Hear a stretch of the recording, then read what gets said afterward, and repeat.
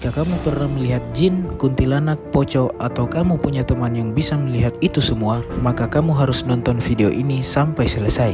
Eits, gue saranin lu jangan langsung ngejudge bahwa teman lu yang bisa lihat jin, setan itu ngawur ya. Karena kali ini kita akan membahas bagaimana penjelasan dalam Islam tentang orang yang bisa melihat jin, setan, kuntilanak, atau pocong itu.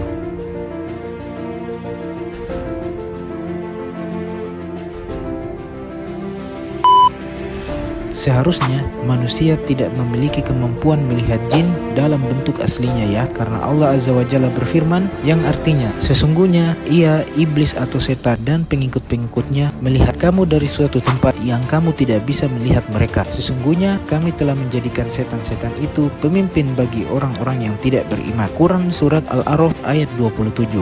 Firman Azza wa Jalla pada ayat ini menunjukkan bahwa manusia tidak dapat melihat jin yaitu pada bentuknya yang asli, namun melihat penjelmaan jin. Hal ini bisa dan telah terjadi pada zaman Nabi Shallallahu Alaihi Wasallam atau setelahnya. Ketika menjelaskan faidah-faidah dari hadis Abu Hurairah radhiyallahu anhu yang menangkap setan, Al-Hafiz Ibnu Hajar rahimahullah mengatakan bahwa setan terkadang menjelma dengan berbagai bentuk sehingga memungkinkan manusia melihatnya, dan firman Allah Ta'ala sesungguhnya iblis dan setan dan pengikut-pengikutnya melihat kamu dari suatu tempat yang kamu tidak bisa melihat mereka, dikhususkan pada bentuknya yang asli yang Allah telah ciptakan. Demikian juga berdialog dengan jin dan mengusir jin yang masuk ke dalam tubuh seseorang merupakan perkara yang benar-benar terjadi. Tetapi kemampuan melakukan hal-hal di atas tidak berarti menunjukkan kemuliaan orang tersebut di sisi Allah Azza wa Jalla, karena kemuliaan manusia di sisi Allah adalah ditentukan oleh ketakwaannya kepada Allah.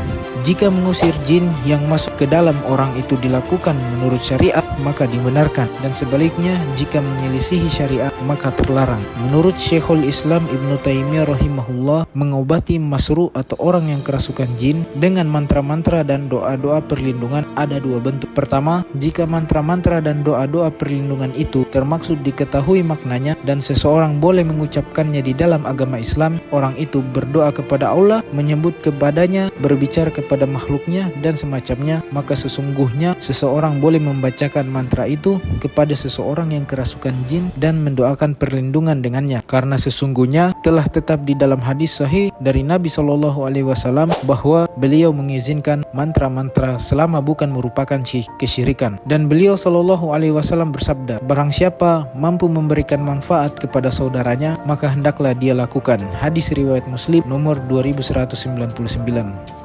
Kedua, jika di dalam mantra-mantra itu terdapat kalimat-kalimat yang diharamkan seperti di dalamnya terdapat kesyirikan atau kalimat-kalimat yang tidak diketahui artinya, dimungkinkan di dalamnya terdapat kekafiran, maka seorang pun tidak boleh membaca mantra dengannya atau berdoa atau bersumpah dengannya, meskipun jin terkadang pergi dari orang yang kesurupan dengan mantra seperti itu, karena sesungguhnya apa yang Allah dan Rasulnya haramkan bahayanya lebih besar daripada manfaatnya. Syekh Umar Sulaiman Al-Ashkar berkata, yang paling baik digunakan untuk melawan jin yang masuk ke dalam tubuh manusia adalah dengan zikrullah atau zikir kepada Allah dan bacaan Al-Quran, dan yang paling besar dari itu ialah bacaan ayat kursi, karena sesungguhnya orang yang membacanya akan selalu dijaga oleh penjaga dari Allah dan ia tidak akan didekati oleh setan sampai subuh. Kejadian mengeluarkan jin dari tubuh seseorang juga pernah terjadi pada zaman Nabi Shallallahu Alaihi Wasallam yang ditunjukkan dalam hadis berikut ini. Dari Utsman bin Abi As, dia berkata, ketika Rasulullah Shallallahu Alaihi Wasallam menjadikanku gubernur di Taif, ada sesuatu yang mendatangiku di dalam solatku sehingga aku tidak mengetahui solatku. Ketika aku melihat hal itu, aku pergi kepada Rasulullah Shallallahu Alaihi Wasallam. Beliau bertanya, apa itu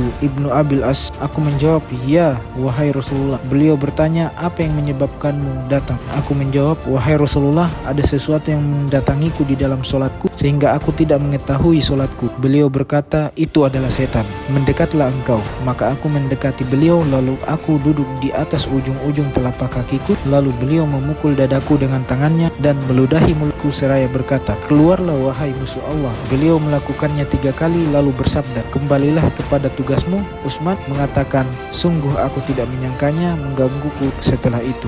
Hadis riwayat Ibnu Majah nomor 3548 yang disahihkan oleh Syekh Al-Asi. Oke sobat, dari penjelasan tadi berarti dapat kita simpulkan bahwa melihat jin dalam bentuk asli itu tidak mungkin ya. Tapi jika jinnya menjelma menjadi sesuatu seperti kuntilanak, pocong, dan lain sebagainya, itu bisa saja terjadi sesuai dengan rasa takut atau apa yang menjadi isi pikiran kita. Adapun kesurupan, cara mengatasinya itu bisa dilakukan dengan cara melafazkan bacaan-bacaan yang sesuai syariat. Namun jika bacaan itu tidak diketahui maknanya, maka itu haram hukumnya. Oke sobat, kalau kalian suka video ini jangan lupa like, share, dan komennya.